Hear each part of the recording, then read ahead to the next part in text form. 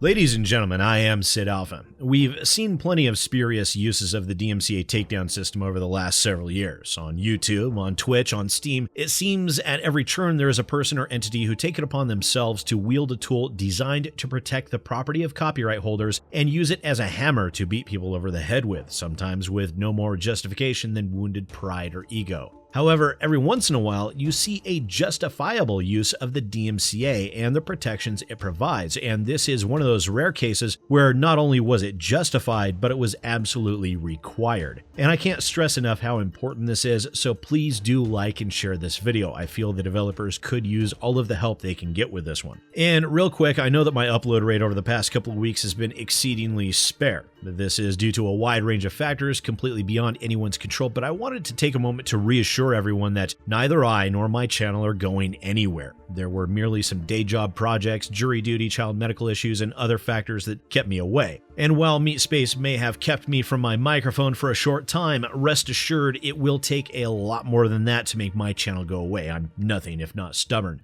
That said, let's get right down into it. As always, facts first, then I'll provide my opinion based on the facts contained within this video. Links to any sources used will be in the description down below. This whole debacle surrounds the game Eximius Seize The Frontline, a real-time strategy first-person shooter hybrid being developed in early access by Ammobox Studios.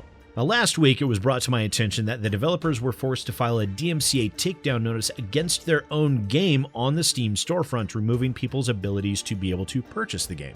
Now, the reason for this is that the game's publisher, TheGameWall Studios, had taken every single penny generated by the game since its release in early access on September 27th. Essentially, it would appear that the publisher was stealing the developers' money. Now, TheGameWall Studios, according to searches on Steam and a look at their website, sported only 2 games under their publishing banner, Eximius and Guns N' Robots, an online-only game that was released in 2014 and has had its servers shut down since 2016. However, after going through the TheGameWall Studios Facebook page, I found links to raidparty.io and a second Steam publisher profile that was still TheGameWall Studios, just with different spacing with the words, in which I found that TheGameWall Studios is also listed as the publisher on 3 more games. Z Killer, a game that was originally $7 US that went free to play on December 19th, and many are regarding this as a dead game as well. Then we had another game that appears to have been potentially promising called Spy Bugs, which is also now a dead game, where there was apparently some sort of story behind why the development was halted, but that story is unknown at this time, although from what we can see here, I think we can guess why.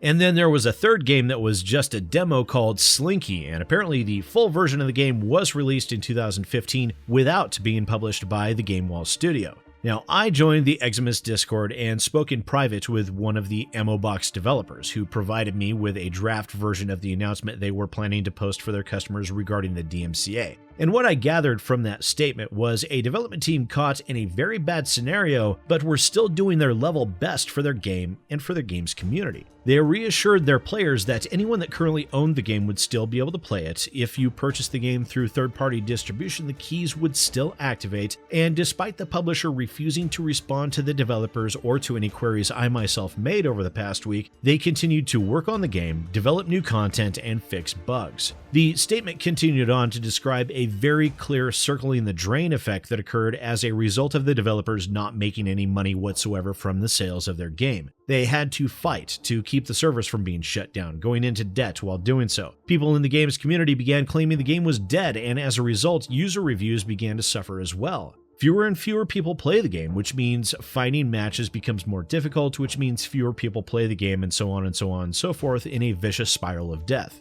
Even though the developers were not getting paid, they still managed to hold a winter 2018 tournament with 7 full teams of 5 players each. The tournament had a prize pool sponsored by Force Protocol, also known as Triforce tokens, that totaled over $1,000 US, and by all accounts, that event seemed to be pretty successful. However, the developers were not getting paid at all. Each sale went to the publisher, and that is where we circle back to the developers filing a DMCA takedown of their own game. This was due to the developers themselves having no control of the Steam application, meaning the developers could post updates and fixes, but they could do little else. The developers have had no income from the game at all, even though it's been in early access since September, and the developers were paying for everything surrounding the game out of their own pockets. Valve did take down the game, and Ammobox Studios began working with Valve to go through the process to get control of their game back. Now, full disclosure, I did have all of this information over a week ago, but I sat on it at the developers' request, and part of it was due to their attempting to put plans into motion to hopefully revitalize the game a bit and its player base, along with their being uncertain if they would even be able to get control of their game back, and I, of course, readily agreed. However, as of yesterday, the developers announced on their Discord that Valve had assisted them with wresting control of their game back from the TheGameWall Studios, and that the TheGameWall Studios had been removed as the publisher of the game, and the DMCA takedown had also been rescinded as a result. The developers, of course, now have to seek legal means to recoup the money stolen from them, but as of that announcement, the game store page is back up, and any future sales will actually go to the developers of the game, something I'm sure that they are looking very much forward to being able to finally start making some forward progress in that regard.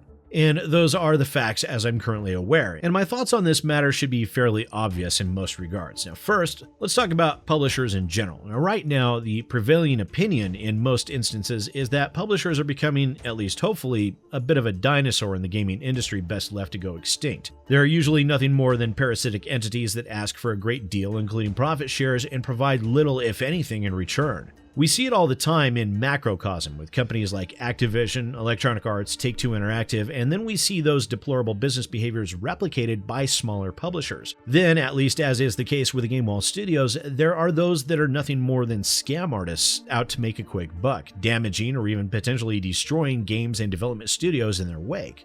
For people like those that are the TheGameWall Studios, mere epithets like vermin, scum, and parasitic worms are insufficient to describe how they're actually viewed in video game society, and I sincerely hope that these developers are able to recoup what was stolen from them. But what of the developers themselves? Well, there have been talks about GoFundMe to aid in paying for an attorney to seek remedy from the TheGameWall Studios, but we'll have to wait and see what happens there. It would seem the developers have given their all when it comes to their game, and it is that sort of passion and that drive that we absolutely need more of in the video game industry. People that want to make a good game that gamers will be able to enjoy playing, and for what it's worth, Eximius shows some distinct promise. It's not a good game yet, bear in mind it is still in active development, but it is well on its way to becoming one. The problem is, these developers have lost a great deal of time and money trying to pursue the development of this game, and we can see that it has suffered as a result. The game itself might even fail.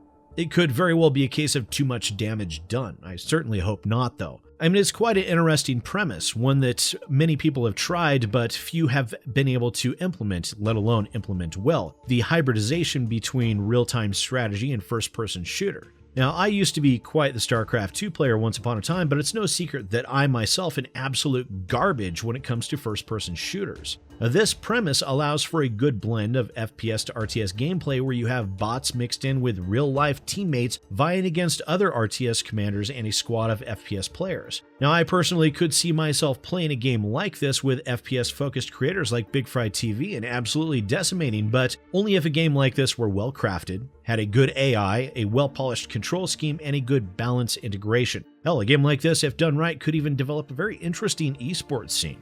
Now, it could be an amazing game if the developers are able to recover, and for what it's worth, I hope they have a chance to do just that. Now, as I said at the beginning of this video, please share this to friends and on social media. Let other content creators know. This isn't about punishing a developer that did a despicable thing. It's about helping out a promising development team that want nothing more than to create a good game for people to enjoy and that seem to have the skills and the drive to stand a chance to do just that. Well, thank you so much for watching. Once again, ladies and gentlemen, I am SidAlpha, and I'll see you next time.